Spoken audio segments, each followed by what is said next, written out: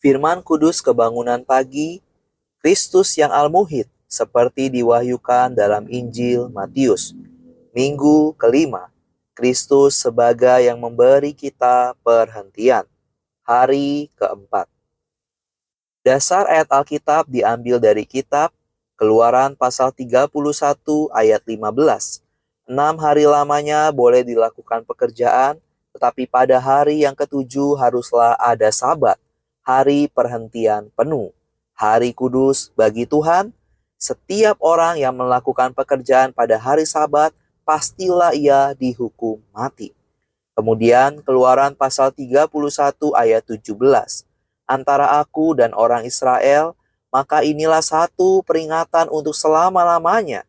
Sebab 6 hari lamanya Tuhan menjadikan langit dan bumi, dan pada hari yang ketujuh ia berhenti bekerja untuk beristirahat. Saudara-saudari terkasih, pada hari sebelumnya kita telah mengetahui makna dan prinsip hari Sabat adalah kita menikmati perhentian bersama Tuhan dan bekerja bersama Tuhan. Pada hari keempat ini, kita akan mengetahui bahwa Sabat yang sejati adalah perhentian yang sejati yang kita dapatkan saat Allah mendapatkan kepuasan melalui diri kita. Kitab Kejadian maupun Keluaran memberitahu kita bahwa Allah berhenti bekerja pada hari yang ketujuh. Namun dalam Keluaran pasal 31 ayat 17, kata-kata menyegarkan dirinya atau untuk beristirahat ditambahkan. Ini menyatakan bahwa Tuhan pun membutuhkan penyegaran. Beristirahat ialah satu hal, tetapi disegarkan ialah sesuatu yang lebih jauh. Bagi kita, berhenti bekerja tidak membutuhkan apa-apa secara khusus. Cukup duduk atau berbaring. Namun agar disegarkan kita perlu sesuatu untuk dimakan atau diminum. Kita sering menunjuk pada makanan dan minuman sebagai penyegar. Masalahnya di sini ialah, jika kita ingin disegarkan, kita perlu sesuatu menjadi penyegar kita. Sama halnya dengan diri Allah. Allah perlu sesuatu untuk menyegarkannya. Apa yang menyegarkan Allah? Mungkin Anda telah membaca Keluaran pasal 31 beberapa kali tanpa terkesan oleh kenyataan bahwa Allah perlu disegarkan. Alkitab menyatakan bahwa setelah pekerjaan penciptaan Allah selesai, dia berhenti bekerja dan disegarkan. Dalam hal apa Allah berhenti bekerja? Dia berhenti bekerja dari penciptaannya. Sebagai ilustrasi, misalnya seorang ahli menghabiskan waktu yang panjang membuat bangku yang sangat istimewa. Ketika pekerjaannya selesai, dia bisa beristirahat di bangku yang sangat istimewa yang ia buat itu, menikmatinya dan merenungkannya. Setelah saya selesai menulis sesuatu, saya akan duduk-duduk, melihat-lihat apa yang telah saya tulis dan menikmatinya. Saya benar-benar menikmati terang yang telah saya terima dari Tuhan melalui firman-Nya.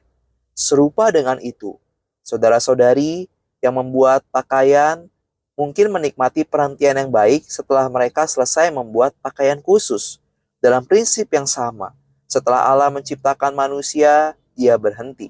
Dia boleh jadi melihat-lihat pekerjaan tangannya ke langit, ke bumi, dan semua makhluk hidup, terutama manusia, dan ia berkata, sungguh amat baik. Kemudian Allah dapat berhenti dan disegarkan. Dengan apa Allah disegarkan? Allah disegarkan dengan manusia. Manusia adalah kesegaran Allah. Allah menciptakan manusia. Dia menciptakan manusia menurut gambarnya sendiri dan memberi roh kepada manusia, sehingga manusia dapat bersekutu dengan dia. Karena itu, manusia merupakan kesegaran Allah. Allah berkata, tidak baik kalau manusia itu seorang diri saja. Aku akan menjadikan penolong baginya yang sepadan dengan dia. Kata-kata ini mempunyai makna dalam perlambangan, menyatakan bahwa tidak baik bagi Allah tinggal seorang diri. Sebelum Allah menciptakan manusia, Allah dapat disamakan dengan seorang bujangan. Beberapa orang mungkin mengkritik kita karena menggunakan kata bujangan untuk membicarakan Allah yang kudus. Namun, saya percaya bahwa Allah bahagia mendengar kata ini digunakan berkaitan dengan dirinya. Mungkin Allah berkata, anakku, Kata ini menyentuh hatiku.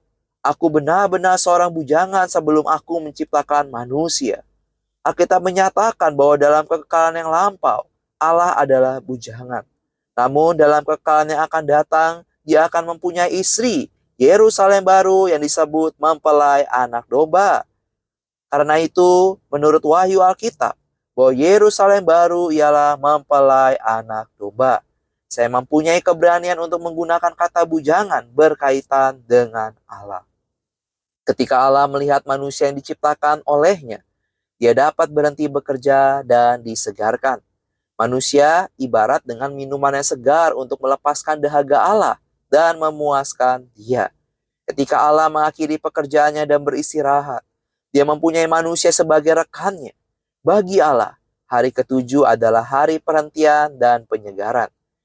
Namun, bagi manusia, kawan Allah, hari perhentian dan penyegaran adalah hari pertama. Hari pertama manusia adalah hari kenikmatan. Adalah prinsip ilahi bahwa Allah tidak meminta kita untuk bekerja sebelum kita memperoleh kenikmatan. Allah pertama-tama menyuplai kita dengan kenikmatan.